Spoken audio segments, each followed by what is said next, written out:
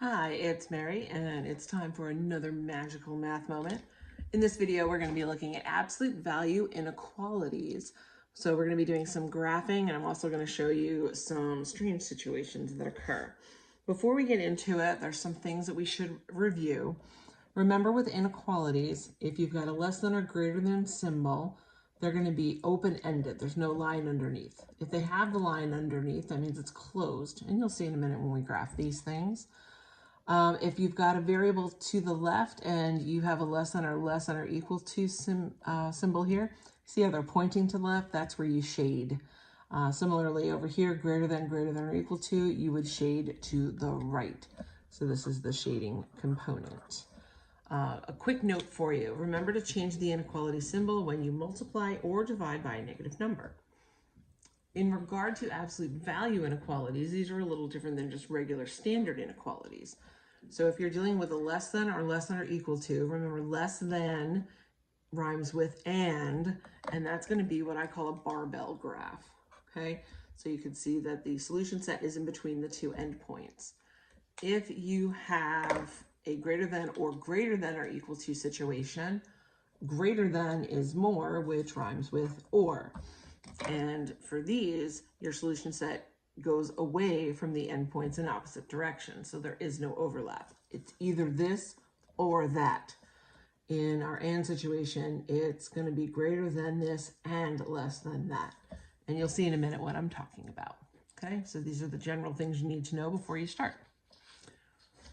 Here is our first example. So first thing we want to do is make sure the absolute value bars are isolated, which they are. Then we're going to copy this thing without the bars. Less than rhymes with and, so I put an and in the middle. I'm going to copy without the bars again, flip the symbol, and change the sign of the things that are over here. The terms, the things, that sounds so terrible. The terms that are over here. Normally it's just a number. So I like to call this process copy all, copy, flip, negate. Okay, so copy all without the bars, copy without the bars, flip the symbol, and negate the number.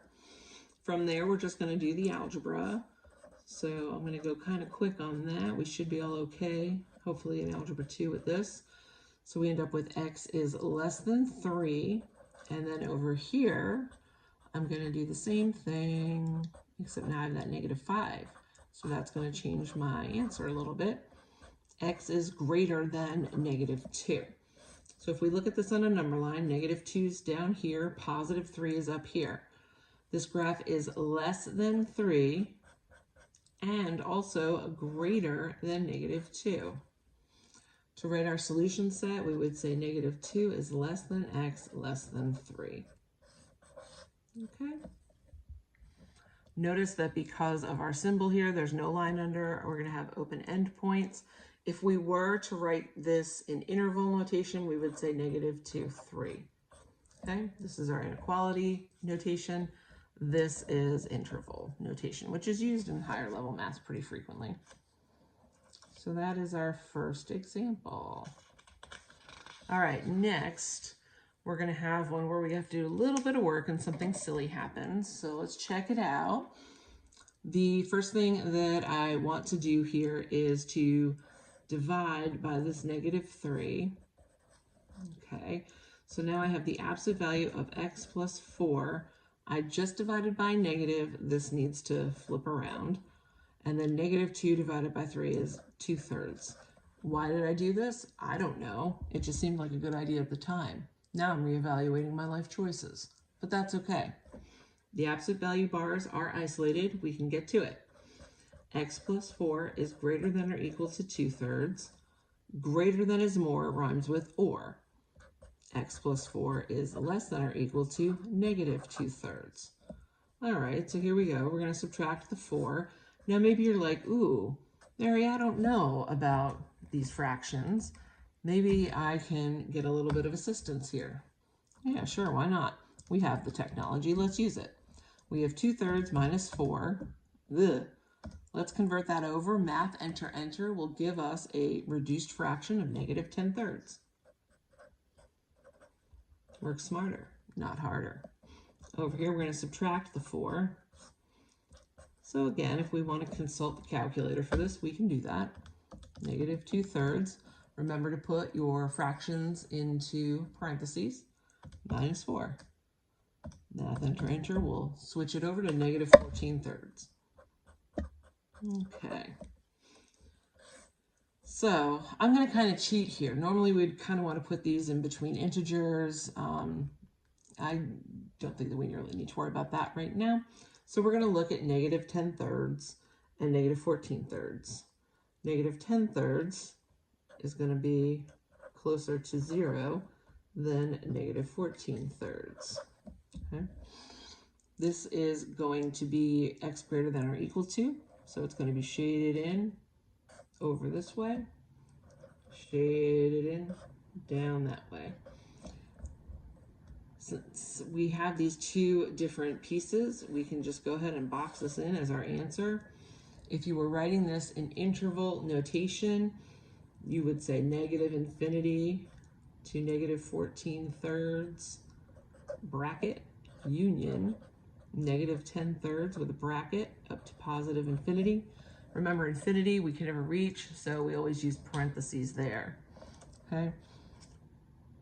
All right. So those were a little straightforward, even though the numbers were bad here. I want to show you a couple of examples where strange things happen. Here's our first one. Now, if we think about this kind of like common sensey, the absolute value of a number is less than negative 2. Can that happen? No, it doesn't make sense. Absolute value is always positive. But let's just say we didn't notice that. We're going to get right to our procedure. X plus 7 is less than negative 2. Less than is and. Less than rhymes with and, so we'll put an and in the middle. X plus 7 is greater than positive 2. Then we're just going to solve both of these inequalities kind of quick here. X is less than negative 9, and let's see what this says. X is greater than negative 5. Okay, well, let's think about a number line for a minute. Negative 9, negative 5. So the and implies that both of these have to be satisfied. X is less than negative 9 and also greater than negative 5?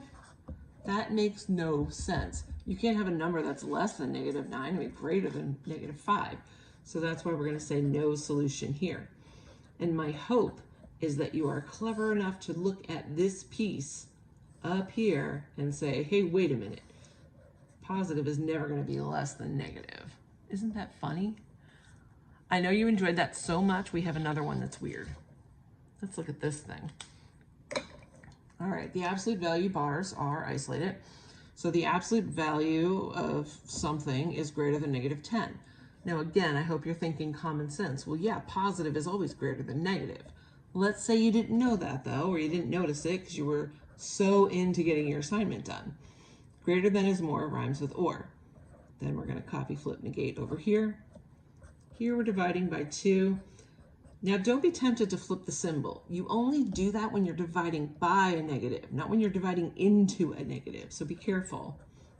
So x is greater than negative 5, or over here, x is less than 5.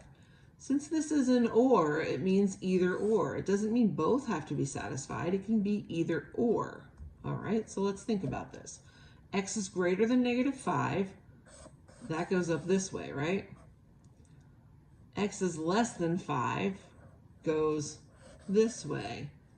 So if you look at that, the entire number line is highlighted because it's either or. It doesn't mean that they both have to be satisfied. It's either one could be it. Now there is a little piece in the middle here where it is both, but it doesn't have to be. So if we have the whole number line, we can say all reals. We could say negative infinity is less than x less than infinity. Or we could even say negative infinity, comma infinity. So we have a couple of different ways to give an answer. This over here is inequality form. This is interval form. And then this is just saying all reals. I don't know what form that would be, but I don't know. I like it. I hope you've enjoyed it too. Thank you so much for tuning in. I'm Mary, and this was a magical math moment.